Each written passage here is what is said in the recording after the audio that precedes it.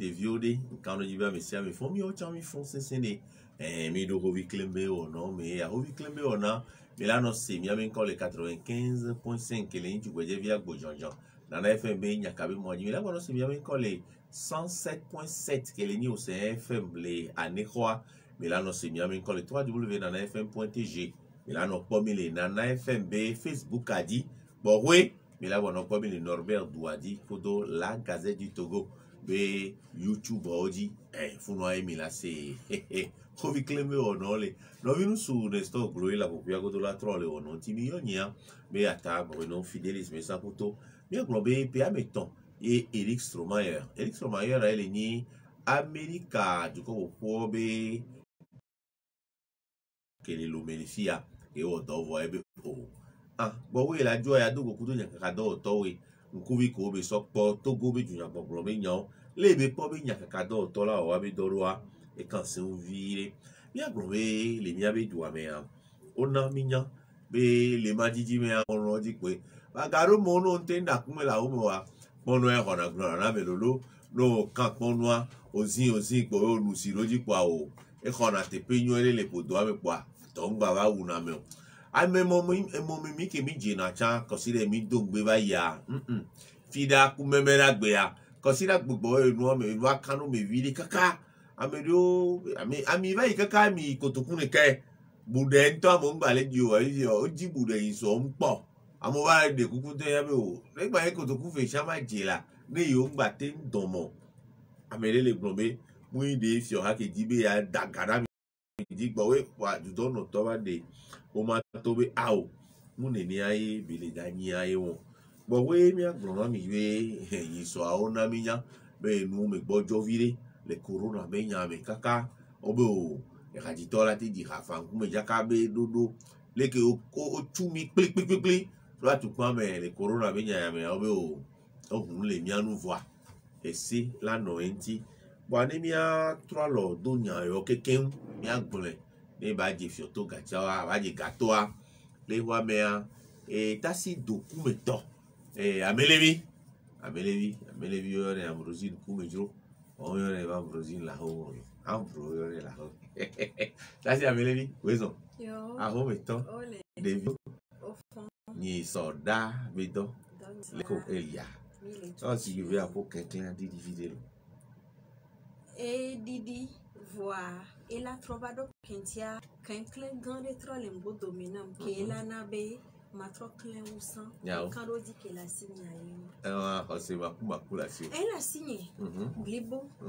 elle a signé yo la dame ne tasi amelevi ke mi ona be documento to tasi togoto mi la po e togbe atape sala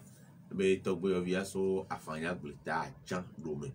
voilà le lume ami yo ne be blesvi me le yo ne be sec me le yo ne be fobe voilà no yo be bles sala chochi honuto e bebe chochi honuto kwa e la tono chochi honuto ozo yo o meto olela de viode o fon ni soda bedo leko elia consider le be no do boko mi on y avait ata Bruno Fidelis mais sans couteau avec Kelana et me la pomme les pepe couteau du pewa me la po Norbert Douadi couteau faux cocu et clou aïe et après une coumejo ni soit et on en be aya vide nani avec wezana mo avec wezana et do et mon mimi ko be super sans plan mon nani o fila be we trop mais noa donc kumeroda même la gbe you don't know to wa de homa to wa muno bobo lo consider gbo we nu me va kando me vide no can tell joy ami adene de no can tell joy ami adema enu ejo ya we ni to gato chez toi ya we ni to gato wadambe ameke we sona mi akin sovanana mi abe station service towa omte savano lo gameti lo nyawe be niswa ai momemi popo edompo to fidagbe meke be waji ami so we trogbon to chan ono kamento lo amodisa sigbe olano station me kakalava do e mododo di vankpo va motoka mi hosebena kaka zanla do ela kando me samedi matin kaka savana we trogboa e va divide ça au fil d'agbe ya quoi amia amodi si bere ko blanc bude ya chan mon apporter de mur doit mo hona sebe ne vele dans les stations mais on les kando me voit au daga vide do echandi quoi dès que ye no va ido en be dès que ye o la livrer à moi wa so mi kin so va na we kaba o mo so va na o voa moni station de kade que ye mi la be o dan ko do dia e yo awo kulo station service o mi alo fi ko sta na miole kulea ke fika mo veje na mile afuno patodo ameke ntocho zana moi ne si bebe ole ya filobe ami didi na evide ya compléter ni so mate compléter o déjà ka kola ya mojo le nkono vo ne o file ya mi avo na abanya gbo plus de temps agba tante sugbo pour que ra di so on voit le son que mi la tirer les menwe mi ma no tante na ami ala no vo na mi keke kengbe ne mi be fournisseur o wa so mi va na mi o do ejeji ami pona wa be hu over yina de temps en temps o do la trono approvisionner o ma tante benevovo na mbele miagboa gado mewa eva didina on va sona do wantika bokbe va jina do mio kwenyi e nous entodi yene mi ponyo do ganwo mea e gachava yina ji do nyi soare Bruno enu de josia kengbene du dono toba de na nyanya do gwa mi opata mi da pe mi be we mu gayuja daru ami adiwa na mi agbe to vovole egwa me pe gan me yin be o ngbada hoyeye bu do no va hoyeye bua e gareja va jeji mi opata mi von kengbo eke du dono toba de na nyanya do gwa mi abe di jeme vitu cuire va keye e nous trova ke do va le va mi va pe me ambe nya o beto kwa mia no wedo debe mia ke nous entowa mia no dia mia cha no darefa ne go mele mia sia ame ke sana mia na mia wa cho sia ne amia ngba no dele go amina o amiga bless o to do ya ba ya iso mbere ambrosina mfon we la glonya we la gbe sa pe bo ma gbe ni do ke tonya digba na bele globe mia no wo edodo ne ami ngba no vo an so be jagbon mia me ko zana mia be fi ha tutu gba ye njogbon fu we ba gbe be adon be ajami do hun alo mo me bi en place yo nya ke o ya le be na jo so na bi onya ke ngba ma ba mi be nya be ya jare ni so ale to no be mi le gbon se be nya ni so le gbon be cd na ni 61 me be nya re mbe po ni na agwe no décret numéro 61-121 du 22 décembre 1961 ni so wan cha mi le chaka bi le docteur Ossis Kokobe attribution ale ko na ministère des affaires ministère des finances et des affaires économiques mais no na no ga me wa ku c'est les amendo dans le feu de l'action ni so ambel les blonds et be adidome ma didome e be mairie golf ebe apedome nyawe adidome chan leme adidome ele nyi fike mi ona ba ti egu bi de kolo wa yo na ni pa nyi so anu ono apen popo me chaka mo do bi de kreto apedome ma adidome ne dira gbo ababa nya fe to ajare e mo me mi le nya ke mi le gbo opo be ni ke ambrosi na gbo fi dagba nya fi dagba inu ajoro di nyoko me ya ura gbe ye nya be me jami doje sibe de kaje kele sanamia e solo nwe be asamia na bwa apeto na ten covid kwa bele to na mbe obe yom le samio de be ke to be baje na mi le gba de be awe na bwa be e peto le po erora be mate o yem se gomo ke njole mi a station wa ntra afibo ambe jami facilement ba le bia me abe o dagbe ye afi de toi be o ami be nyare le joya ba le gbon ame le sa mi le funu le to na bo ye ha me se no gbon ba be ye do je se be gbe abe amo su gbo ba jami le o gbon to o le se nya gbon nya o be ni be le hihia me o le gbon baril de brenta le o be e ko iti nye nya be de ami sape o su e be ke to be zame gbo e fi ha ba ona ne me no o desibele ko dans la London pour le show alo too short one shot one banker one banker one banker be we throw mo la dagara mi tipo enye le gbon lo ye mbe o nene be le o le o nam nene ye o wo nwa we throw one me so mercredi me le gbon jeudi puis dagbe ma gbon be samedi kengbe o se kengbe don to ba le genje nyam be yo nya le jo le ko ba de communiquer to nya o be ni be baril de brenta e ko easy nous les barré de Brent Engbe que DJ me que so ça na cleansing toi ne le gblon cleansing et que mo va de na mon mi que mi les gens le kunu porteur là obe ko idi que le obe ko elle aussi bébé ola va dagara mi di nene voix fi que ye que yo me mana li lo vire kengbelo et le ko gblon et mi abe este société togolaise d'entreposage ko do ye o so lena o so kuna mi dala le ku susube et que nyan sat chalo le blito avoya be bliano de to ben kubima no nesi o ami to ya kana do me vire ami ya ona ku susube ne gamo ami ba khoti subo ane fi ha bate no wo sikeli ne ngba no lo dinami subo ma ben keke amea le ke mi vombola dagara mi dia onwe voine to be baril de Brent ale ne ko la ba we pe e won ya eso na hiya pata me no na lo do nyam do pe mi akra kwa o la te jami gapo de ka fi je gapo fi gwa mi no tromo gwa be inflation be gajeji gapo po de ka yo me se de ka lo o la da vo amuyina pam o la ye gaje na jo ele ne ke to mi yawo tre ku cleansing o mi be je ne ya le ke ja mo le o plaidoyer o la sero ne bende pa bia no to gbera be ne ba be me be o la ba be wa jo wele be ake nu sa nu ko ti agba daga lo cleansing meni be opo be ke to be mi ato wo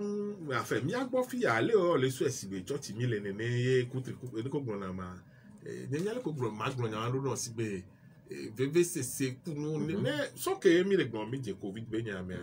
am lo ko ne to le to go am lo ko to et péage modi to won to chami le gbon bo be oni didi la alo bo hwan de 300 moto bi o baba alo o bale ko ya ma nyi ye o le ko ye to atro bi ya ma to ke o be de o le bi om se be ga popo ke mi le ya be mi a loko guna ma be ai o la ba dagara mi di ma ora de wala daro die bo mo bien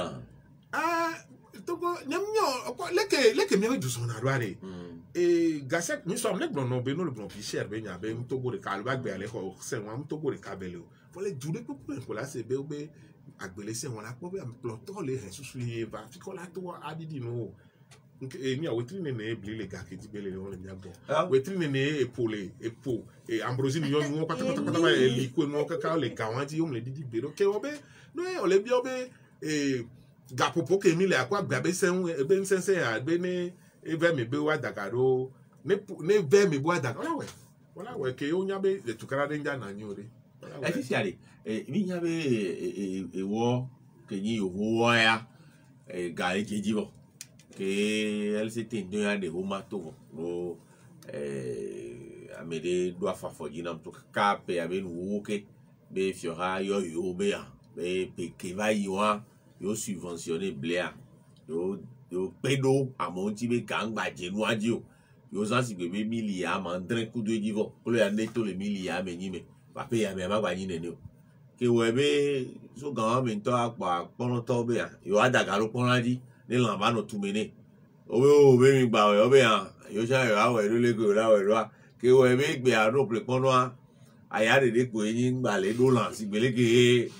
pon do lan ni o amero ko ele wo ahome pono ko mi ra be eje pono alusu kle pono a obo no onu la gba san bleu vieux wa o ba mero gba to bleu vieux san va bleu vieux o be ela tina cancer fa eyan ni nu o ele ke lo igbe a ameko le cancer o le su go le mi be ju ame to lo obo gba gagaro pono ji be magro mada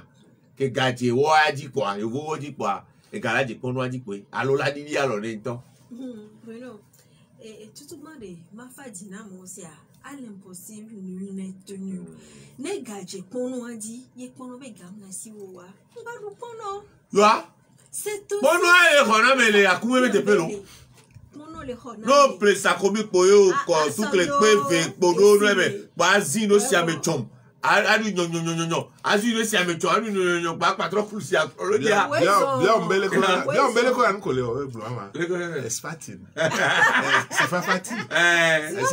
On est spatin. Spatin. Spatin. Si fa fatin. Spatin. Mangle. Mi awezo. Bele.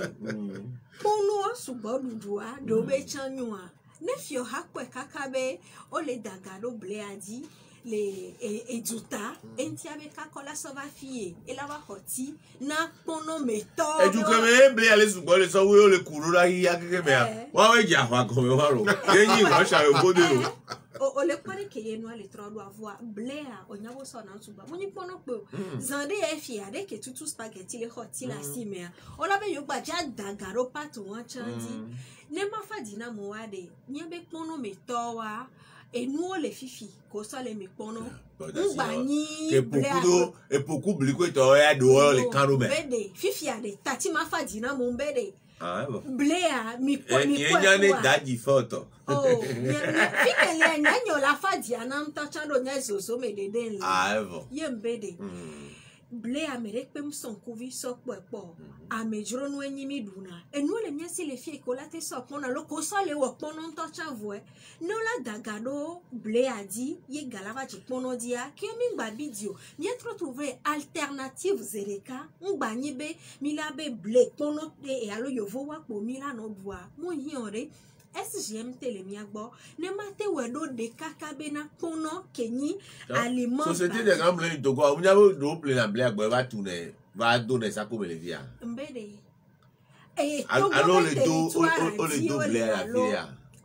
o de on pa le telemiagbo mo do be fifi o le chegon mele bukina lo fikama be yovo gblona mi be mate wo l'Afrique va be le wo yo le po be on pata oh so susu dinami vide miacha miate si kwa le miagbo ne ble la te wo le miagbo ke wa milate wo pono alo blebe pono fait donc a susu nyemea SGMT la te wo do de keye e la te sa e yovo wa na mu do de bede e gamba je pono aji oluwa ne si bebe omo e gaje di molu ami timati grande meto sardine tina pani so ma ple sardine de le to na mbe bieja ma ton kudo biewo yembe bieja de kapate je di ba bieja de kano so esan o la so e ple enunya o mode poa nya se gomezere ka be ne no pata le hoti pono chala baba hotia ke won mateni di bibi na mi o soit mi anto mi lo chanchan be mi adi lui e di poto doa ne o le du pono subo chan e chan va nyono alobe mi no bi di be pono le hoti mi agba so mi abe gavi ke le mi sia so no pleuvoir e yo pata ma so mi agbo a me que le plo mi me plo to si po nya wale o gba te blon fa be gba te ko miliara mandre so subventionné wa be do da si enyi be du me vio wa o do la po muladu mi abe droit. Et nous avons droit à l'alimentation. Vers constitution, Bruno la poêle. Mi do droit, mi be mi esukulu. Mi anon la mesen me. Ne dudu be jena ngba sumia si o wa. Ke won mi ngba lo jena de pepe o. Mon papa no do konta na mi be peke dongbe alo gamere ke yo ko gare ke do me. Mais Sophie finam. A for do afojini nya. Ouais et do wole la pe do be wo me a yo ve le se voa to fi ko fina wa ne mule me wa ami ale ja fi to fi ana wa ele me mba ja wa e di to vo e ye na mle gblombe mi abe ploto do la nya be mo yin no ha be nya be la nyu bo won o la be yo le po yo be e du me vi odi nyu e kaka be yo tele ko gado me pa on e di tamen toto de ne wa bu so fifi ne do la tro financer agriculteur o ya ne watro di alternative na yovo wobe pono wowa ne watro di zerekado gouverner c'est prévoir nya fumulio expatin Ola vous laissez S si fafade yo sona S ebe sa on les comme puis aller mais si fafati aswe la S fa et ti la on t'a d'acheter ti na es fati quoi es fati si fafati fati la es fati c'est pas ta minya no e biare fati amina kwa kino wa o kwa ka muroti le gbonyare o kwa nu kele de funam le mi atofin ko be se wa me ni be nyem se ne go me be do e garo le no yu ene mi amegbe yu ene America pe esu na gboro 7 milliards esu bo wa ne edua gagan be ni nya ovu amu gagan ne tobe e do jiji enyi be du me vi o ne no le ko no afu jijo eme a mu mi tanga mi esi kombe o la no gbogbo ngba ja subventionner mi o enyi de fifi are to vore subventionner de ke douane le do ne be mi o mais que douane nous les subventionner voir douane aller donc pas mécanisme do na na ni les fiaba pas dit que ne couper si be no be nya jo do be nya do le nous que mécanisme les collecter so gbojo la so gbojo e no be ga et quand nous ko le subvention et go fiaba le pe do e no pe plenty que be no be player et la dit non on laisse comme fifia elle s'est tombée à LCT. Allô? LCT. Des consommateurs du Togo. Et Emmanuel Gadi. On va communiquer. Donc, on peut communiquer. Mais il y a une qui est banane. Tu as dit on laisse un peu de Tunisie, il y a des pour nous venir arriver. Au Soudan. Ne ko to ka je fuda mele Guinée wa o kon ke le plare elle s'était tombée communiquer ayem que communiquer c'est le mi ameni bi o le da la to gbana be e ne gulo ke tombé bli alors nous que mi on a be produits de base o le roti voyer akpono nyina le ko yo na nu ya ma le akpoko na mo wa ne chala gouverneur ko tia ele aussi pour le pour amole da vivre c'est na mo nene o le c'est comme if ya oglon bleu vibe nya wacha e o be bromate de potassium e o ni même que benyo lo va o be c'est on a mai e na pono hona e donala le funasi ga ke va no pono cha no no les an wacha ke we pono le do qualité on le lo amia ke wa baby am le otona ya mato bana ba se football do ke ngble wa ai mi la joje e lo glo la joje e hon yi na baby am les es bon to e ma ya e akono c'est à home kono e sous que kono ku je kono ko le blanc ma gbon be généralement bien no o mene e ni na kono e nyona voa e kono de to ke mi na be sakomia e m'dona je sibe adodo mle lo me adodo mle mi po boulangerie de cave ton le on a kono adodo que no voilà c'est vivre va bugo to wa kono wa sele o le kono ya pe no na wa me fifia nkele o la o e hia be fio ha no mécanisme le o ma tati enyawa kaka bela inu ba to bo la dakaro di ode o la dranya do ala source o le biom se sambe le no vi cher be nyango bere le turi pour que vi cher be nyale na nyile a se o har le susu ba siaga e ya fi to fi o le sebe bo hun ke vi cher a me a o le di la dakaro mi le gnombe essence mo me mi to a o se gba na po e pono to a hen gbagba na wa o le gnombe gapu ya me o la we ma o le que no le idoa que obe agbozon le pomia to ozona lo ni be mi kaf be ni na o va agbozon le pozona le kori pepe me o so le ki ba pa di fi agbozon le po ploto ozona no va mi abe nko le obe social la be pon no pe agbozon le be bo dakaro di ne alo be mi ayo wo ko le plan no bo ma we que obe mi adu me vi wan kan mi no e mi a jeune flexion mi no wa le que mi yo ne ma e colombian no dia écologie mia ya lo mia no yo ma ja mi le écologie lo mi le ya di lo mi le no ha be ma di ha na sa ya de ma ngba ta si le do anti wa o le mi la tro e bi le ele la tro e bi o lo baba pe no ne studio to pare o la se kwa mi le funare wawe le do abeta wawe nyale ke mécanisme ko la o la gbojo mi na mi elle va me rosser et du boulot les dans le nyandia on m'a no dans le wa chon le wa gbagba di ogbo we bele no le alo mi pe bo le jagba oh wo le jagbagba ni lopo mi la te no va ga me asufi fine wa de fiomi o pata be yo le jagbagba do debe Togo vieux adongba wo do mi le glando wa me be nya ya si be place ni nya bruno adole wa minto o ma gba te ya si me o la o ma gba te ya si me o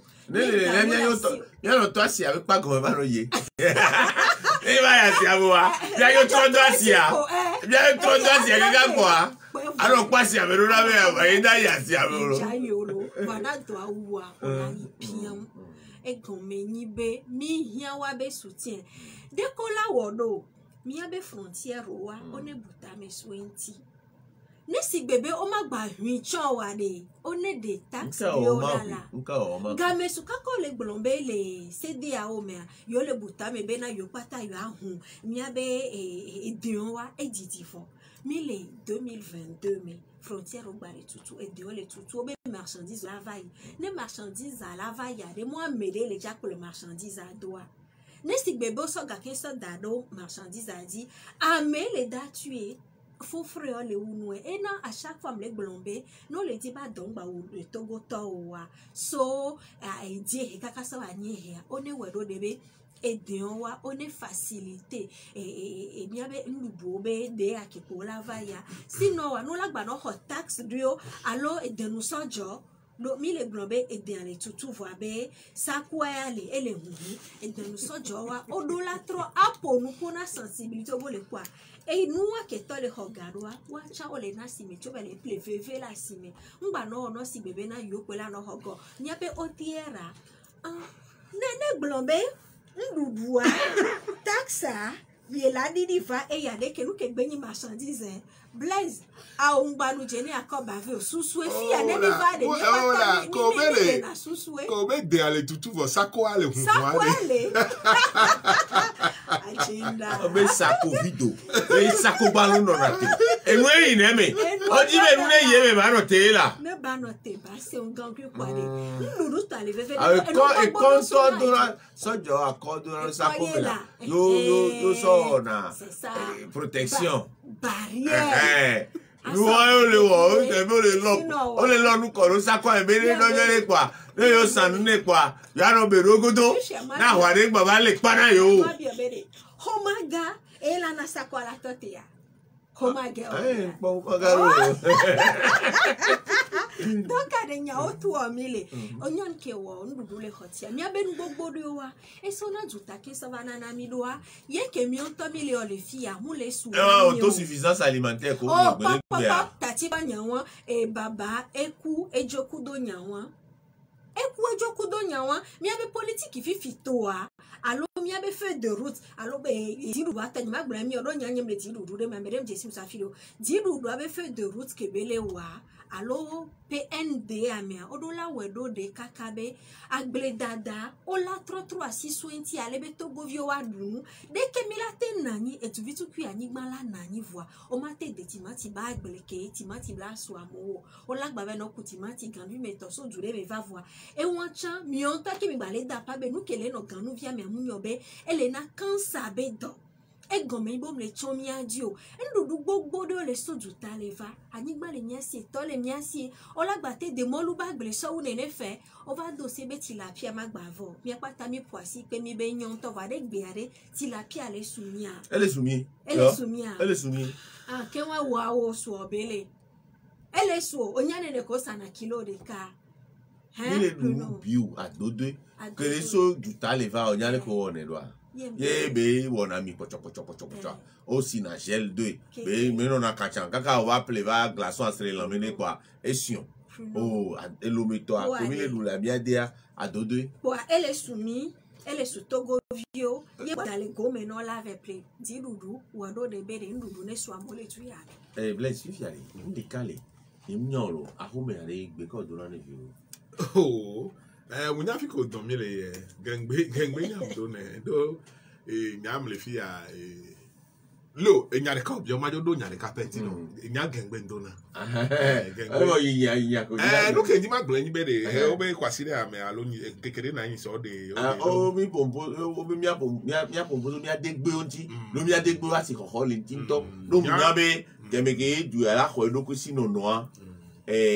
jenkoa bo we de violator school di abo so po abo via bogan so wa e horika e pe gbe o firan e pe gbe me o firan de violer bo we o agbon na be yo da to yo vo school di o wa e pe gbe me o firan de violer no nye le pe gbe me agbo we no wa le un no le yo gbe me o la te do ejesi bo e mi le da de violer ko tubum ke we be de viol PVP ton kwa le viol school vo e pe ne o la o le do tele apa me kan ho do le nto egbe a ndo le o nye yo le wa de gbe on place quoi mon quoi biobe wa yo bon c'est 1924 na les il a avec béo mais na quoi fi que voilà jo on va dire ouais jour de la semaine Joda brada chaka so ya o kwa be nu kenti que les gas les son kaba ro seni be kule anye que les filles ma be c'est français béo gengbe c'est français béo gengbe do niabe lo me ba bebele mi niame ko bo mi o di mi le lo me mimte dona egbe abe 90 va ameko dona plona mi ado le hobi kle me wa no povla voilà be yo be mi jana gba lo be mi dona se na fide e woye amona na li lo subo do nyen to vla fune la ho mene o te en 1994 on no bla ka so na mi yo le ko te na ado de na funa nyen te abide voi opa yemnya be me kokoyo lo do mi Africa ta mi na complexe wona mi subo mbado de sibere togo cha alo vevere le lome tu game lome to na ona nobe ni be vindo na français gbo ti de via gane ke o di de vio lo me gbon se gengbo o di de vio lo ya ma o se gengbo o se kable gbo o se ni ma gbeke wa to do no kwa kotokole o se ba o se ke no to ni o o aboli chocobi ku de via Antonio qui m'a dit viens fiston quoi nous vivons dans le méthode na sibera nya mere kwento français be na nko la home nya ape di la kwento français be na nko voir bloqué le nya di be ton yiku no nyo school nya no nya ko so pe en 1942 CEP le Victor Balo Benin eya eni ya Porto Nouveau 1942 nya no ko CEP Balo ona un diplôme un certificat d'études primaires voilà non yendo français be nya la home po voilà wa mu pre mo na nya be kenyen to mai na school la c'est français be le don c'est français be o gengwe que mi le vi en c'est français be o gengwe nkayo no hele me ko no po de vi be ko ma ken to cha o so le fion we be ni asa mo le unique de français ni sana ko ma on nya we gbe na o so ya la ko be pe vi de voyez po mi a mi so school puis et nous que les ni be nyanglo na bene on se gbe wa o ma te se gbe bo do o la no comparaison la no so no apo kin gola nya be nu ya le ke o la te no gbe o la te se gbere c'est français be ke mi gbo mi se o la c'est vraiment c'est même non ti o fa o la te na aligner sujet verbe complément ko voir on ko na me tourner nous o ma te no ne ke mi a de bi ko le mi a be vi o gbe c'est amena to no be nyade le lo mamu pro na vevere ye mi ano be nyi nya ve na mi ano ko ni ka franco ni gewa ano pro be ma pasado no glo nya wa edu na ti ni mi ano plom do allo de gba le ngba sina sikudogba sikudonu a o sikudonu gba sikudonu a me de nya gba allo sikudonu ku blavoa ne ni adogba le ke fifi ake gbe abe chaka ni ni non mais on a déjà refenti on a l'omebe difficulté quand il troll les langue locale mais et que mi donne l'omea quand tu plus be créole ton gangbele me et vigbele me anglais le me et danois le me et que jama le me et chaka que vigbe ku gangbe ke lingua mi ma nuancer na mo ase gombe egbere kero intonation me ko to na vole akplen akume akpli yo me akpo e do to na vole va egbere kedo ke o le fi no ipali mo la pompo amese la se ne ke ni pali me to hangro ba re ku alo le ko glo ne so yo lia dan be to adi video ba o rule na er so bo la se nu ko le glo do même groupe me bere le ide bi agbo wa be gbe wa voilà le même groupe linguistique qui est mis c'est na bien on a peu mais puis nous que les lomé gengbe be prononciation be gbongbon evegbe be gbongbon wachi be gbongbon egbo ki ka même groupe linguistique be gbebe ni voix et le gbonbe enya be gbongbon to le ele si be no ku ko culture cha le gbe no na gbe dodo me no so si be Amérique ni sibe aneho Amérique de no aneho alo okla la aneho be aneho to ba ho me ni ade le nugo do ina no ime wachi ma o ina kpo ha lo alo kpo he kpo ha o na no yi alo ma eto afuati ma ba no yi ve o gbo ha o ngbolo ne ne gbo nye jama me amonya nye do mdina ma do ke le gbo danu ale mia be gengbe me ba me ro da ho mi so ratike danu ono me ko ta di gafo a no ni am no ni a histoire do ko mi one ma chronique du Togo ancien professeur Yves Maguera ku mi a mi a teacher gangan ko no université ho ma ko traduit no e me npo no ale be gafo as garfon yo gbo na no eti mi abinu me kakaraka cucarachas o si be portugais ou espagnol be ni ti mi abe gbe me e no le ba flesse as fenster jama e no le gba le gba me o me créole tonton mi dona le lome no yi sigbe o yi sigbe veto menenia yawe ndobe yo to vodo o possible ke mi gbona be gboma ke mi duna yawe na mo ko epinara amo na go megbe be epina vo toto le mento o le se gome a analogisme ye yo na nu e go so na kwi ka me di alo ele sigbe ye ni mi yo na ne do mi ona nde sigbe mi dina mi ano call de mi ano le gen gbe mo be sigbe le ko yo na sadito yawe mbakpo audition na bo ba awali en français gbe dure me po yo vo kwa o si awali wa lo be mo be ye akume da ti a spatule ke mi glona mo jam no spatule ke vo to zana to vo na akume yo vo na akume don ma to akume da ti ke mi ono afeke ya Yenya ko yoni anta le français gbe mu pa yenya be afeke so yoni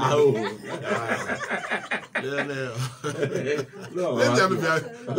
be sama oga ke obe tike don to kaba wana so ni po ni a importance elo le ko gbono veve nyinyi ke le gbese sesia o le se gome e de fumbe de mi le gbon enya gawa e de na fune nya be de video le kwa no to gengbe na wa le lo me wa no ichevie chan do hin no ikara chan de viola ola ji de vio kara fun ma se kable profa ola ji de vio le tapango ma se mobo ola ji de vio le mango ma se chokosi o do mi alogbo no mi a wa be ojilo le gbon be o le wo yovo gbon be o so me ko kwa ala no do na français gbe po do na no la obe ale champion Aboadero avoué ton champion oui. Ah, bien, vieux champion. Mais champion. Vous avez champion, venez. Et il était champion. Et puis nous avons champion. Ouais, c'est tout. Et comment il tombe do la fouine qu'elle a. Ah, bois de l'eau. Les bien ban bébé à diarrhée. On est bon diarrhée que nous bébé n'importe ni. Y'a mon dos de signe de bene on les de nous mener mia bébé school ben nous melo. Yo so gang bele de. Quand j'ai mathématiques dire non les tourner bébé. X a me va. 2x au yone. Bah x fois x à x au carré au yone. On se nègre mais ou do difficulté on a pas mis de so 6e, 5e. Ah mis ça ça quoi. PCMP GCD. Eh bon mais x y. On m'a demandé tout le school moment. PCMP GCD plus petit commun divisé. Plus petit commun dénominateur. Ah non tu vas venir avoir une factorisation. Mais que mi va aller au second doigt de ami on a une fonction paramétrique. Et moi pas un que ça on est beau. Par fonction logarithme que ton. Un que ça on a la fonction exponentielle. Et ko bayon. Et moi alors géométrie dans l'espace. Alors, vous avez l'endo menyemio. Logarithme. Fonction log. Bon, nous, on les gars de suite arithmétique, suite et nous, on les blancs, on les danti chado, mais sous le bâtard maintenant. Pour les que mi doit y aller, mi dans ce pour là, non, ça dit, voilà, nous, on a que les gars, on va s'aider, comme on va m'aider, Nani, Pythagore, là, mais nous, pour axiome de Thales, et nous, par X, Pythagore, et pointer, dire, mais nous, pour amener à nos philosophies, épistémologie des sciences, les philosophies, après tu avais vu professeur Bipi et Norbert nous on tourne les caméras et les ailes et nous bah et non les de nous mener des violer mi avec bémé quand c'est et sur les câbles les radio de mi avec ha docteur voyage ba ti chacha avec globé et donc je cible les school home ne gamé do mi adegbe ne de nous mener des violer be inawo nyawo be nous que les français be le voir ne so gengbe so de me na wa Bon, le va me retourner quoi. Nya ni soirée, me le pas placer, me pas de vidéo KM, de vie hoton vidéo KM quoi, on les définit. Alors le livre hoton, le livre alors on est livre nyamnyo. Alors attends. Bon primaire be livre, on va définir horizon. Horizon. Horizon en tout cas, nya Sénégal comme pero do we noa e defuna ngbai abe de vie me be na puta. On a horizon kaka nya Sénégal. Oh mais c'est là où le ciel et la terre semblent ensemble ensemble. On ensemble solo, se touche pour bien. Ah oh, semble se toucher. Après tu as mettre coco venace un B, mais de B. Semble les mots. Semble coco venace kafia. Se toucher à mi agua, la couteau et avec du coco venace kafia. Semble se toucher. Et pour la bina mais grave. Pour semble nami gamo. Pour radio scolaire mi ona. Ori. Semble se toucher bénéfice. Semble. Et quand on school dans le Bruno, on a putain le fico tout tête de la paix. Ah donc pas aller horizon. Horizon hein. On va prendre un bateau, on va tourner horizon. On colle à chaka. Bah, on a fique mission hein. On a des gobelins mais il a chambé. Ouais, il y avait bien donc bien des gobelins vieux. Elle est bébé. La roube hein. Elle est bébé. Elle est bébé. Donc autant. Bébé a bien envie qu'on les bédia au divio. Au pas de moi et moi bien bien envie qu'on les bédia pour autant de nande maintenant que dynamique c'est comme maintenant. Au pas de tout autant vivre dans la communauté les côtés où c'est vrai que ma communauté sénégalais on y a pas fois blibo de café. Malion de Algérien de que on veut nous pour wasron pour vieux voir nous dire vieux les doigts be non. Tout autant non tout autant et au Bénin, on va aller tout gagner des vieux la home et des vieux sénat. On te donne, alors vi fait mais des vieux les deux vieux. Tu vas tous school dire quoi. Et donc que mollet. Ma bio. On va te ma donner oui. Voilà le plan c'est. C'est dans l'école comme que on a une Bénin tombé wa fofo de over diamedo les filles qui ngwe jo. Wa c'est benywe dia. Et ben nana ya avec moto la voir. Et nous c'est mi a botu kui nous on va le prendre à côté hein. Voilà bon ba dire. Les souvenirs oui, asino madu les souvenirs oui. Les souvenirs oui. David on vi ko gorogore du ele de le gare mais aja gbagba. Do ka fi o di ala c'est America e fi won so ga me di sa. E aje gbo pe a tete. Ne me le gbo e pe ri. Les tout mené oui. Le va bien me de Azerbaïdjan alors Ukraine a aller jolli. Mais assim, Ambrosi. Não, me agbe quando ela saiu. Quando ela na minha. Da beta, ebeko, edona figbe. Wato kuna kakare. Yemate do na oro, yemate no nyodo. Tanye dona gigbe. Merem dona egbe buna mure vlavo nefosite vabe. Ya so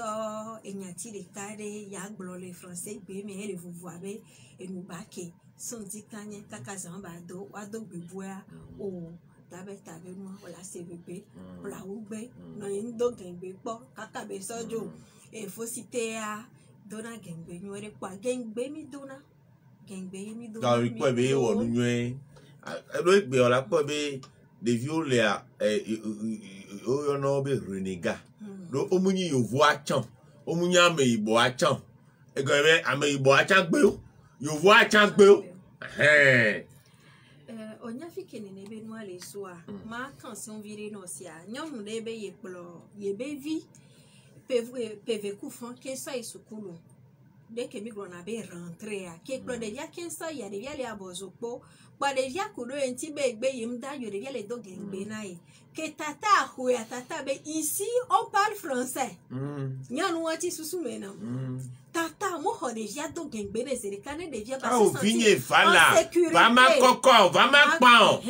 ba on si bebe na que le jole ye no be zozo gbe tro le zozo bume que ye la te po o to fo mo ni to do de zerikane ici on parle français ici on parle français e gombe ni be barrière de les zerika o le to la pe gengbe wa me trove le jo le do yo vo gbe mi wa si bere ko le gbe ami agbo renegale a nyawe nyilo amedium di belu ame fie po di o le so ka gbe ke mi na sukulu e san chan pa na be o le kaka yele ahwede o me ha yo vo gbe do na vanya gbe nya gengbe apejo na sebe alomi ajo nyilo me to alomi mi nya homo ma vo ke mi ba le si ye mi acha mi be ku le po no mi se gome be yo munya dodwe ore evia no dia odola fie egbe o alo egbe kemebe yo le tutugban egbe won yo lana do ne won na be le sukulu ba pa dia ela nyanu no nuere do deja o le fion o le do gbera de via ne be sukulu a ne chicha okuru kaka si anfilia il faut be batro e nou ke tutu be le fion le yovo gbe me batro gbe le gbe me ba be ke le gblombe 1 + 1 ele wo 2 a e gombe ibe no so de ka o gba so de ka o cha me ve a ele wo a me ve no ho miabe education elele dodo kentia fifi me miabe le pepe ya mi le so le yovo gbo nyawe nyi be epedio mi dongbe ya o le jagbagba be wa no yo mi anto miabe nko le miabe agbon le ome miabe atiku session chan wa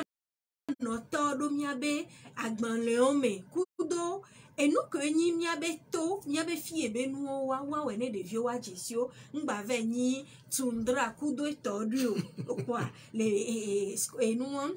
primaire be livre me VVD allo maternelle be wa be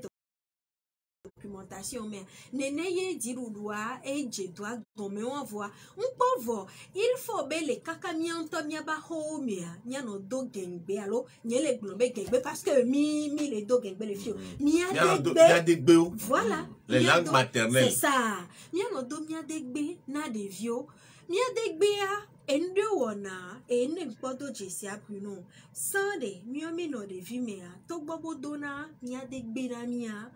ola te kanse uno ola to druno ola glonyo no histoire fantastique ke yovo glona na abe vieux de vieux pona jiju alo ola be yo la rena yo ken gba yo adan won e nu le mi chamia gbo le fie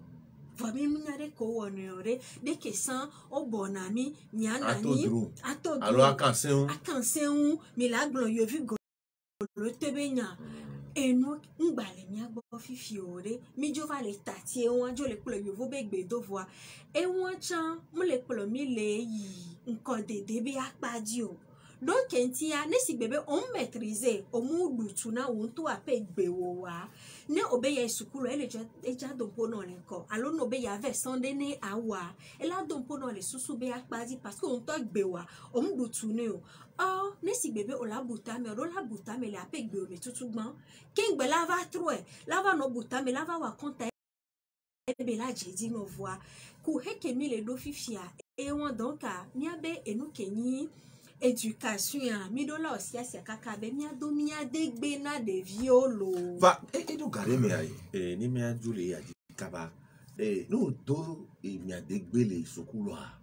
ola soni pour de do kono be signal be mi sa me ni no pobo yo do na gengbe ogbe a fo pata nene be nu ade hemi yinko okpo be mi di be mi awo yovo be nu magba no kpo de nu ya ke mi le glon langue maternelle le cha kakudo mi abe ede kono alo culture egbe me par exemple fifia nya ejodi na be mu po odo avonu o wa lo vinu donner voix en des cas que me déplorer ni bena le togwa o na de tifwa dodwe voix mi anta même ça le wa vo ya mi on avo ça luka le dacha penene ya ke machine o le gbe do me le funu o la gbate do pa machine o mama krepi yin gbo yin so be yo bebe jiji yin be na ni agbo pe won ko do na yo le dacha re no tro hui apokun ku vi gbowe apu Togotes wa Togotes wa we be kan do be Togotes be avoa e pe na si gbebe avoko ona le kolanda karo mo do e pe na wi ole po nyawo ye mama crepito nwe pela ni bena ola tro fun ye no fun ye Bruno do Togo ba vo ko ku do Togo be de tifo tete le fie keke ngbo wa lo vinu donner ma be yo Bruno a Togo vin tata be ndo le do Togo ba wu le do Togo be gbe voya mu on va le Togo vi 100% be akpajo po de nu won donc a mi abe a wu do me il faut be mi ano de fion be mi se mi abe gbe mi abe de kono le vevere na mi abe nu gbogbo de ke mi won egba te yin afopa yo mi aba gbe nono me mi abe ndudu kaka so je mi aba gbon me mi do la de fion be mi se mi abe gbe do ka fle gbe mo la be ja du pizza Et nous qu'on sort au monde gentil, il y a du shawarma, il y a du cheeseburger, coup de hamburger. Nous qu'on sort et burger là, alors hamburger. Et hamburger. Conclo burger là nous. Donc et ça burger là ni burger là nous. Et ça et burger là. Mi do la trop bla mi a do kiobe et nous que les ni mi anto mi a toi mi a we mi le blanc langue maternelle là. Mu tote podo funo do ale fikeye nous que ni mi a to mi le valoriser le a. Ku hele ma do podendesia japonais o wade om de na de kale wa be de konutio. Culture nippona.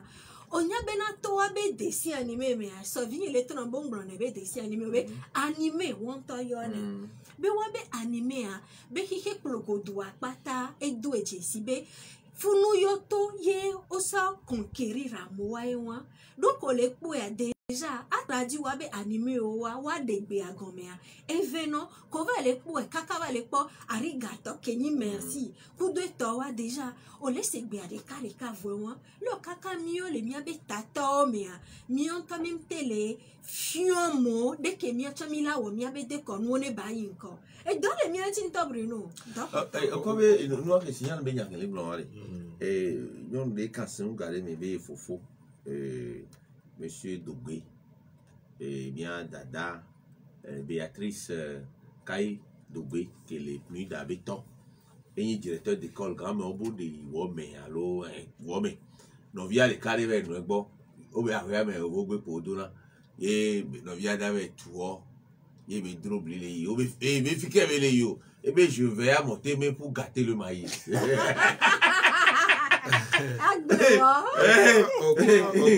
Okwa ke tukara do no gwa me enya ke mi le glare enya gambe ni okwa amedo sona nyade be togo tom te dona français do be do ke tom dona français be non la home wa yon dona enya wa aje no on to divi da home yo do vio school ne school ka do la fide dona français gwa nya me de via do le tie la nya me ke le fia le dona me dona français be nyere wu gangbe quand nous disons on c'est français mais c'est français beou nya me ton christian dami c'est français beou gangbe antoja do nya ne do ko no yo voir me disent non que me la acculturation me toso et ni signal be no be produit mini o le blanc dacha be usine nya trop soit ta pa me gare ma to funa nya bo le da so da bi le pa me amedo o c'est usine aba pa de o we chinois plein à fond et les plein fond sur les alcool au blanc et on y a alcool au blanc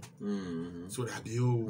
et habitude tout ayo alcool au blanc et dit lo nous que on peut vidéo garder mais ma to trop nya avec ya pas belle et que mi le blanc be ado France gang bene de vieux la homare mu complexe ado mi adegbe alo mi ado ne de vieux la homare mu complexe yo tout ba nu an to ja nya mu do je si be mi atoko be aputa pa di to enu anyi na complexe na no nya ndo hono cable ndo hono do mo ba ndo hono wa de gbo do na la home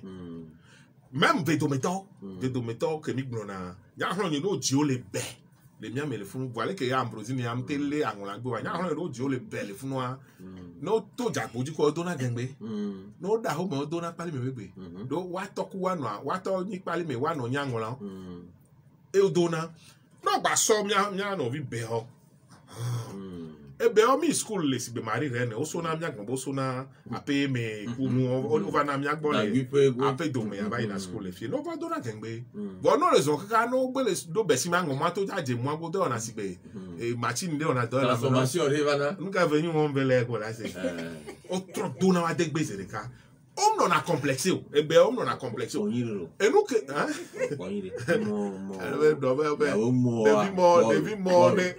Devi mo no kaba mi ajo le fi pa republique am ko le football ale to do ya fi republique mais Devi mo ne ko kaba mi ajo pa republique am ko no to bola pa republique am ko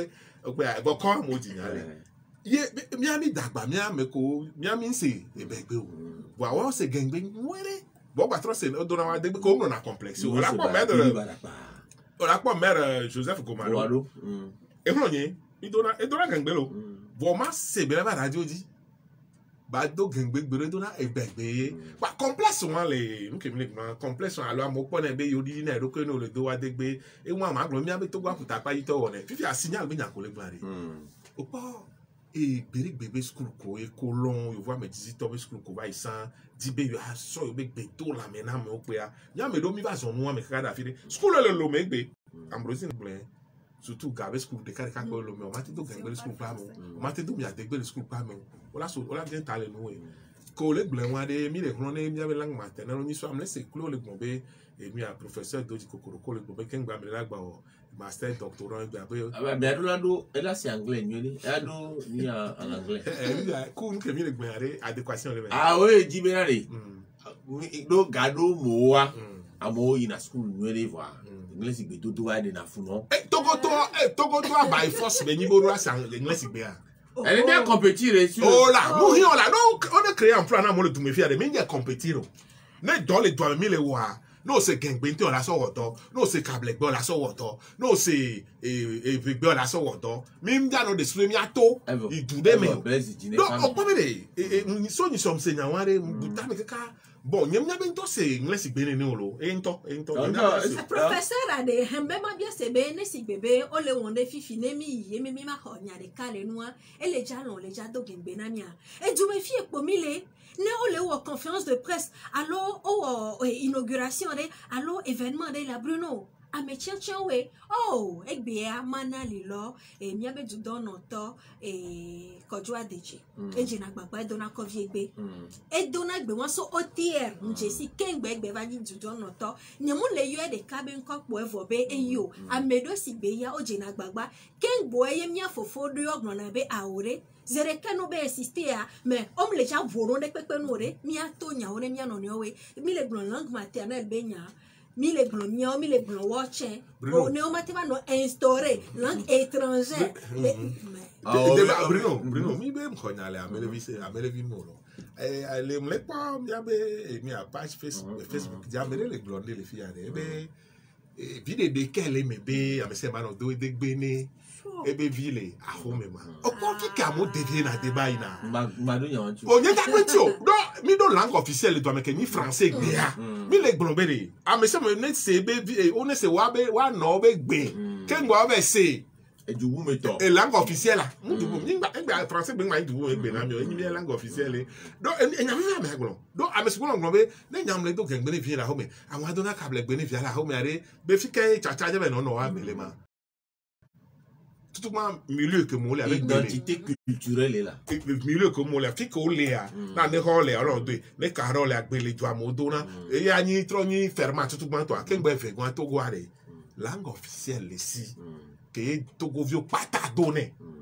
ne mle gbo na mere diviara ho mebe do na wa degbe ne be na school vo mte wa do français gba nya be bia e mle nya no nya mere gbo do français gbe na la ho me po.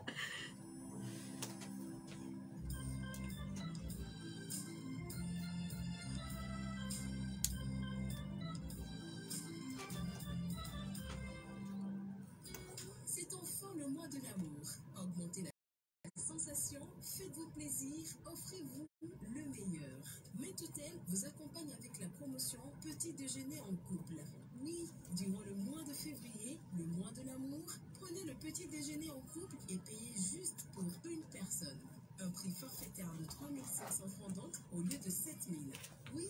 parce que vous méritez le meilleur. Faites un tour chez nous. Vive l'amour.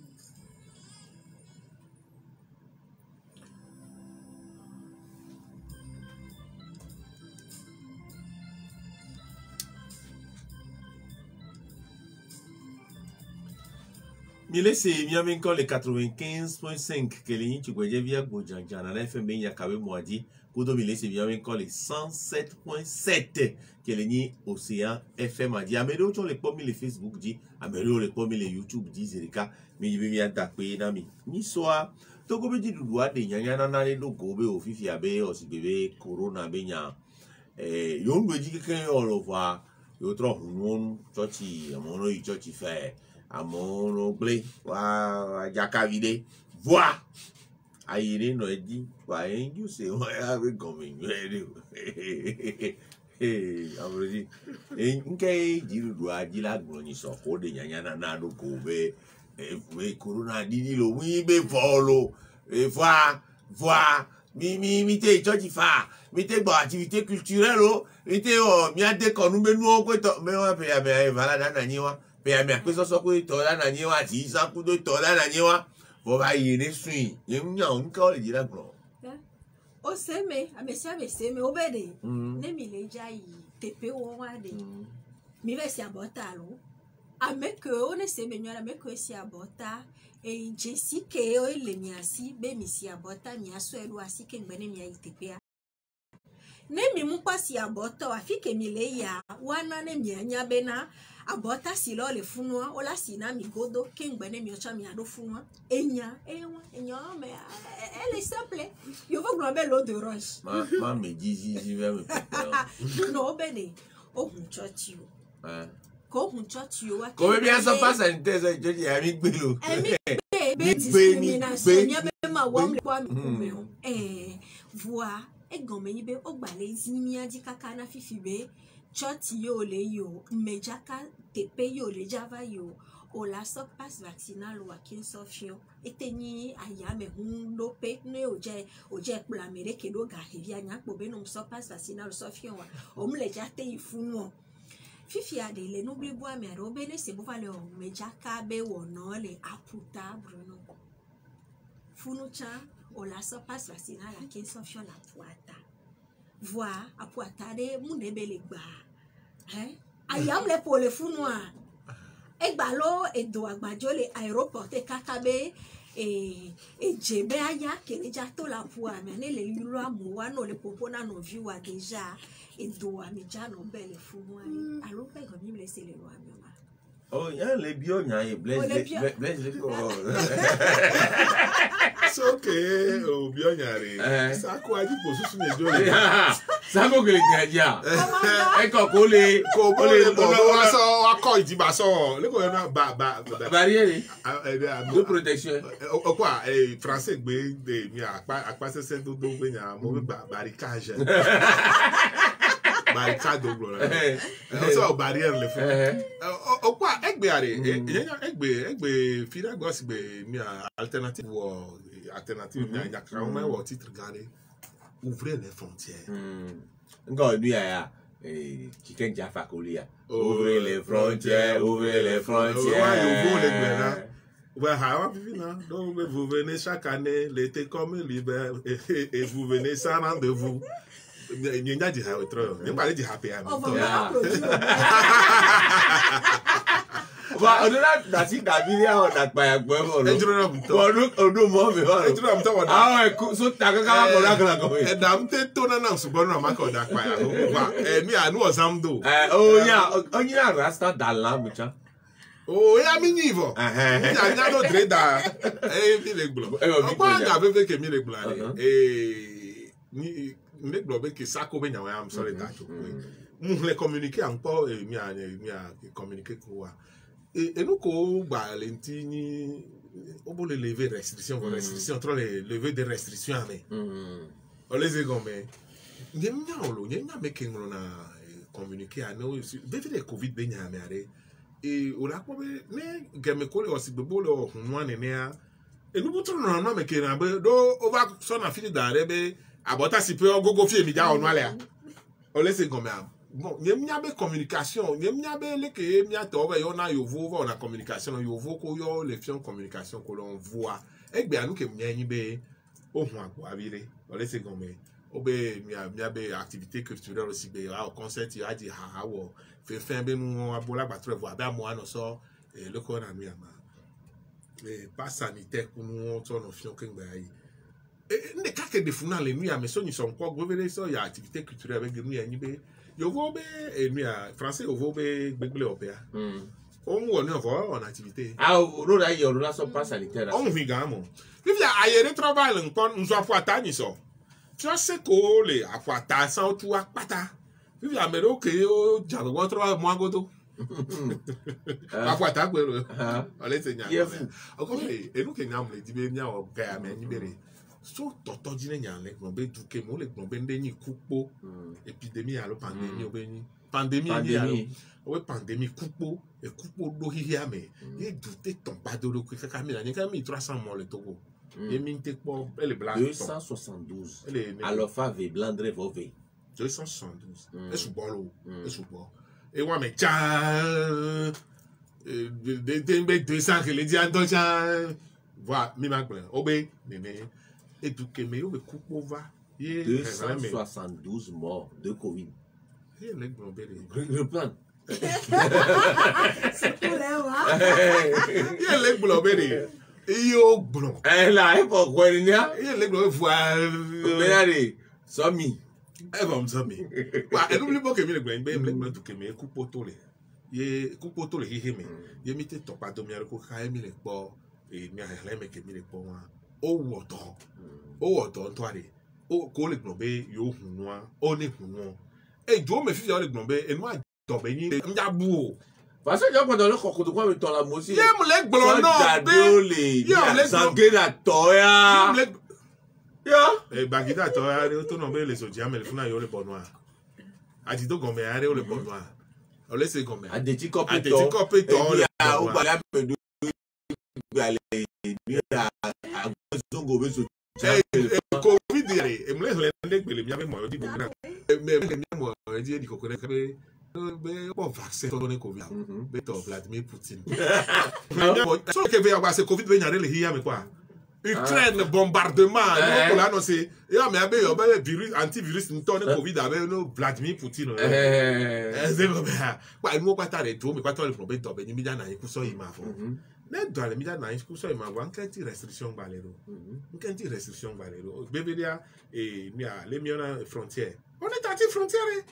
Donc dena mo wa onu e fi dia mi le blanc. Agbabe ni sembe nya mi le. O be tasivi hundia la be bara le tutu. Alors c'est là encore. Oh je voilà. Mais on va les maisons de production les gars. Ah oui, tu peux les gars comme les se réserver. On laisse comme c'est holly. Holly bien. Eh bien on va vivre le Kakaraka. De Kakaraken. Jama. Elle est portugaise, mais Cucarachas. Elle est portugaise, espagnole, mais Calo. Jama. Donc, quoi que ça va voir. Et bestiole, on les bien confus. Mais, au point, mi a gonglé au big man, Akuruma, Koglonari. Et l'anti ganganga Koglonari, à Neho. Tout bando fouillé au de nagbale wando kame e por mle awo ane wa yin premier port to wa on tu poro wa on tu na agba balo ado esigbe pa amo le na si tu na ma crewmen owe o yovo ploso Liberia wa we no na bateau oje onya sire le nwere le crew chalte lo be ethnie les crew ye ko va comme les yovo les crewmen. And hoto Akrumon Kemile fifi avec Jim ma den la do ma den wala na ni no de mi a pastor Freeman ke eva e korele anegoto e flamani are Freeman no Freeman na Liberia be so be ke to be le gbo be Jim ma den mi no mi a ko venir mi adegbe a nígbà fionde o amole fifiare e ni so a asan vale kaka kwa me bo be obe e palindrome be yin kekia ba ba be o keke nyo 20 22 02 20 22 notre Goudomea 22 02 20 22 mais yo mais lui a 20 février 2020 20 février 2022 2 ans déjà au Guadeloupe quelque part 20 février 2020 oh comment 2020 quoi comment 2020 d'accord oui d'accord 20 février 2020 mi d'accord PV on avait que mi d'accord Amédée et vous pouvez se mettre en vedette et na et au DC à l'aube mais Kenya me ama Eric Stromae elle est ni ni America yo vobe du depuis longtemps que le lumia quand d'accord et donc on va les nanya mais ya chame ye abe ya chame gbẹgbẹ gàgbọ wa e fanya ba mi yo be ni na nyo ni fa no no me ya o ma tro ha ko anto ho si aho ku ho si aho o be America to ke wa ga me ko da ba fi ajogbe ya e go bayi yo America to wa e pe to me o le me jo me la jo ni so e to ku to nya ka do to e gbo nya gangan lo bless je se ga ya oh mu America be du ko te fe no e be nu film to oh e be nu te no e be le film ogla e be nu jo antinam aklagbe o kwa nuke o tata be ko wa nuke français ovo on avait duplicité de la diplomatie comme no le plan et du corps coup du corps be cadeau do be nyon wa comme akoni non anu mais qu'on y va sur on a dit bon rumbu na me le dukume wa no wa dogole nyawe ko d'accord quand mais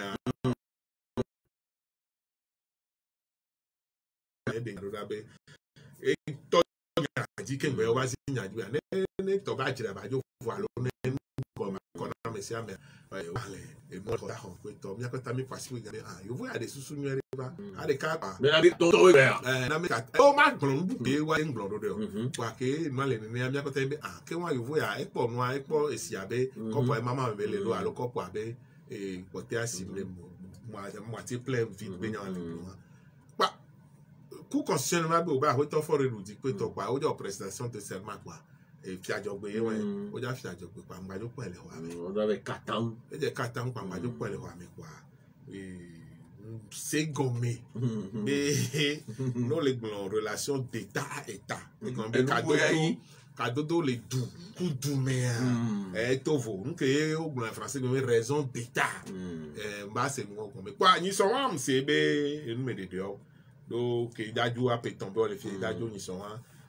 na mia o be na li lo nto presto be na li lo popo de do e tro inyoji tam le ke ye o hon le fi o so do to me aso na mia me nya kakamba no ba ni mi a lo ko no do akonka alo atambe do alo do messi nya no wo kunu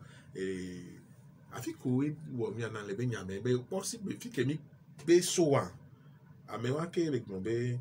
yo do na nse ji do abe no le gbon ni a lo ko gbon no amo be droit de l'homme be nyon la be yo do na agbeto be jena be nyon me yo do na nse ji do agasi aga me be wa no agbeto be jena wa pe gbo bebe le gbon lolo be nyawon be wa pe gbo e no to abe o gbo nyan nji be ma si bebe aso nya do ya nti odo yovo no so stra e ko gbona ko le gbon se o politique be nya lo no so leke si be du de nyina enu de ne dubo egbe no so togo egbe a no so français ovo wa mi nyinde no wa no so america ni npona be mi nyinde no kakaka u be si be le français ovo to le ni no ko gba be se o politique alo se o stratégie be nya won me ke obe ke ba nu ke nye to be la te o ko be o wa o le se go me enu ke be la gba do ne ga be gbon mo ne no le ho me ke wa ne enu gba ke mi be pele agbado ate a e la so kaka wa de ba ne do e wi ko presen wa e su via o via wa pe a si be le ko le plan wa pa nya ma juger we wa to nyo ni o le gbon be de le nya kaka do to nya kaka do to wa pa ji a e ja agba sugbon do enu ko wa o ba pe da ko ka justice ba pa ji o ja agba ba pe do emi abe avocat ti wa ba association o be o de ame 30 to le pa me le majoma me ko do majoma do le wa ji pe to o to won wa nu ke mi le ji la gbon be fi ko eyan fe ko bi o le gbon be le mi abe election be yan wa me position fe ke no esia amo aso se kon be nu ko na diplomatie o na ne raison d'état abrogine Israël souvent il y a beaucoup de nya kado to wa do le mi de pe ameton mi ko be diplomate de haut niveau beni e wo do le urula we doa nko bora te gbo so be into ke popo kudo e bi to wa nya ko bora te o ye be do e ye po be gba wo mu wo nu bu ni ni o si bede ko yu ebe diplomata ebe do ebe va do ne maten we wa o maten do e ken so do da Togo do ele nenea ola no po ape compétence o kudo capacité o kudo éduquer mi ole do da ola te ya do a ken gbe ne wa do da fia alo mi ebe du o me a onya na chantier ke ele a edua doko java wa kudo opportunité que wele nu gbogbo de onyana donc ko ebe nene ba me ela te va Togo ye le période wo me kudo chan America to wa ono na prévoyant onya be gapoku wa me akobe nyava tukadala nani ola hia mereke la te pedo dunya glodonti ne wa te opopose ne mlekpo ebe oso akweta Rixtroma so va Togo a obrana bena muni hazard yo mu enupo benyo mu dogoro nunu a mu nu dogoro nunu yo gapopo wa me amekela te wodoa alola te no funua eye wa e ba meye o soro da e wa po a ola pe tututu be ekpedo nyaka nu ti nyaka ka do tonti voa ekpedo dunya glotonti vevedele akodada be wona medua klicha nanani voa akoyaya etu enobe yem va Togo be yavo politique do Togo toto de Togo te peo voa be wonto la nodu ola wa be do ne o hia be na yu anodu ne yu aponupua yeye la te nanifa eye npo be do wan chan ewe ela pe o ola kanseun ola ponupo ye de ke la te pero wan ti do fi ke glande ko la te juedoa enyi eto nanyina gapopo wame amu blonyo se enyi abota nanyina mu gawame po a eti se relation kudo mi abe politique woto ya mi ma gbon fifi abe ahoto Rixtroma eva Togo mu wodo wa awo e donc enye to abe va aussi be diplomate nene ya ewedo de kakabe e kofafa do nume magbana kpode nde si agemeke ye DMK be ameko so do tomea ebe akonwa eye peduti ya ena yebe position be amere pepe ngbagbo agbon bere kiri c'est-à-dire de ke ya gbe po e do po abe fifi mi afafa po la kodo mea egblen egbatro insister lo edi egonmeni be gawan mea di bore kudo fafa ela onu Puerto Rixtroma egbe ningbale Togo de joa effectivement voso enyonu ya kinso doli voa si bebe mlegbele actualiser doa yebe doa edonu ye no be ngba jaba no Togo alo ngba le Togo wa edokinti odo da doa eva we pa mi kwa be deblibo doa ne opo dudono to Robert Duse dès que be wo discours et nyako be glonswenti c'est vrai be tant diplomate ye chani ya lo voa ola no se gombe e kadodo nyueno ameke Washington dodo da lo me akudo nyabe edirudu ame kadodo nyele wa me kudo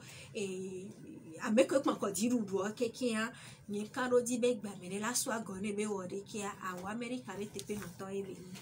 enyo ya glove ya wito Rixtroma era eva ni America be du tepe no to le Togo rifie Togo video chono Togo be ju abe ni comme ni so le Gabon bani gbanji oni chugbeje vio akota le wasi orogogo video pe to wa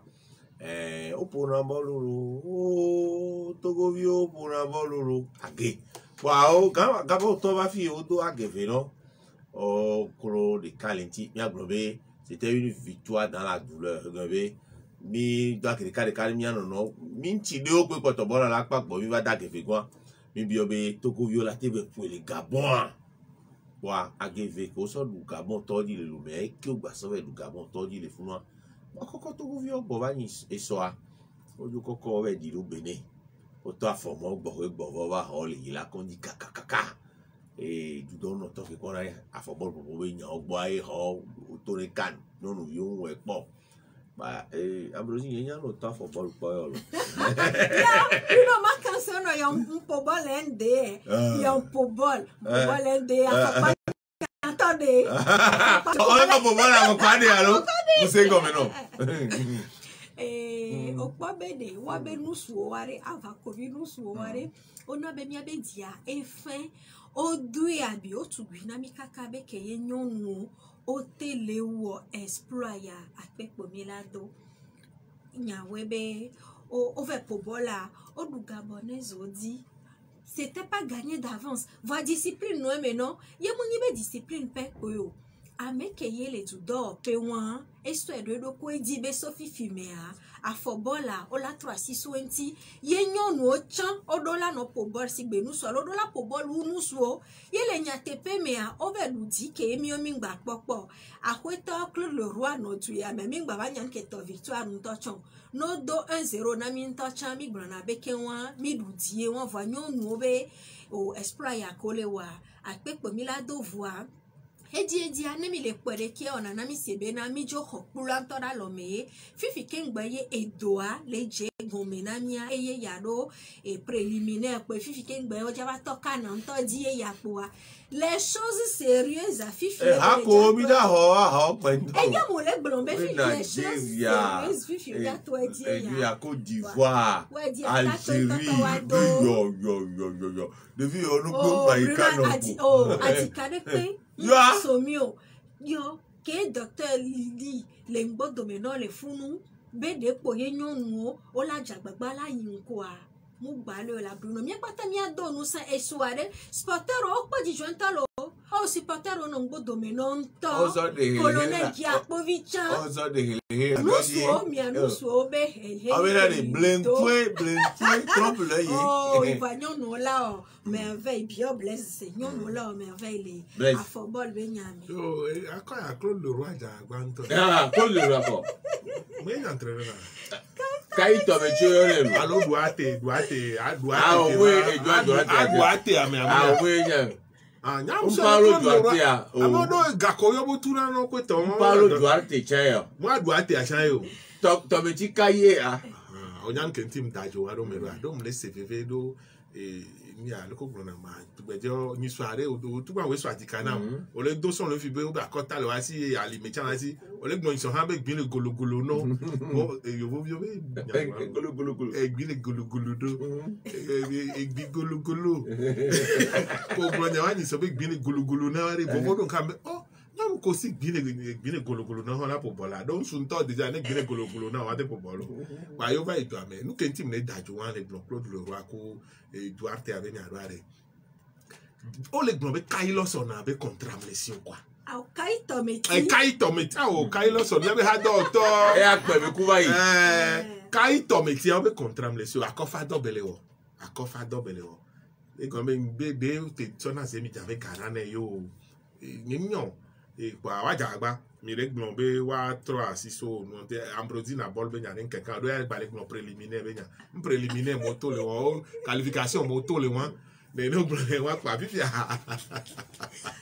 ben champo na bol e be ko pa mu bibibe e o la be amere nyonu Kaito meti kule o se gbedegbe no wan ya lo ade hot te ye no kakai bele tralo le echan le kuno tugbeje onti kakai yo itu ameniso le vi ono polo o le wosa de o ti tugbeje echan to lo menya popono ko pada vile do ko la oda won chan to nya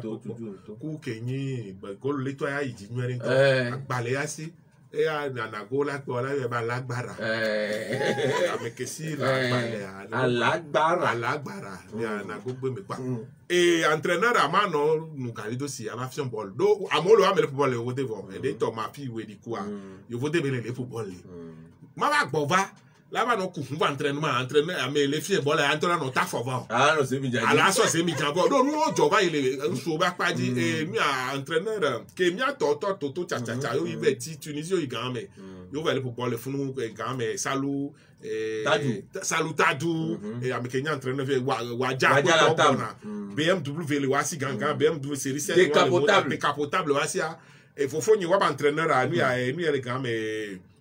o si gbesupede Paul Zubede mobilette yo tutunane joueur osona décapotable vana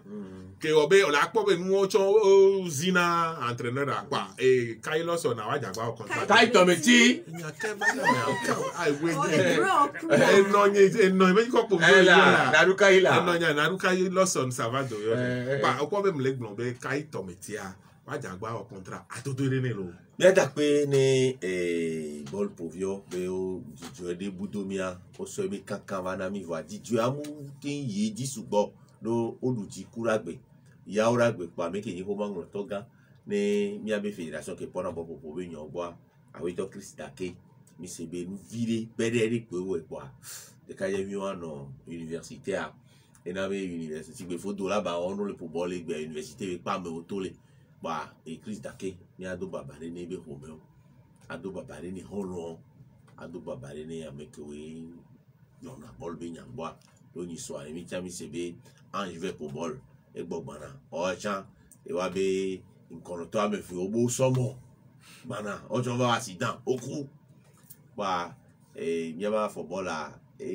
ja fo ku virevi ma o le pero mi anti ne to ba faji na mi se ba tutu da sinami ne mi anya be o be nu ke nana ju yi na nko a ball popo e kona ju be nko yidi kudo e nu ko na mi culture hadiji nu tata we dudu nu o ke o kokona ju yi na ji le koto le doga sojo gome o le ple tout que todo be ni so attaque le baba penja la mi repousser a no doga nu pote o chame ne nia no doga nu bu be nyan chame no hutel ne mi ati nko fafa e diba jimi na mi le to ami ne mi ano brombe Togo vivant fan e beni mi se mi amen ko egbe a le 95.5 kudo 107.7 di mi komi le YouTube dia la Gazette du Togo kudo no mer du adidi et parmi les Facebook chandi faut que la popia godo yo ne ben un peu bon Nestor Gros et la popia godo to le egbe to antinami Ambrosine Koumedro Blaise Sala awe no wa me kudo million yabe ata Bruno Fidelis Mesa kuto bye bye.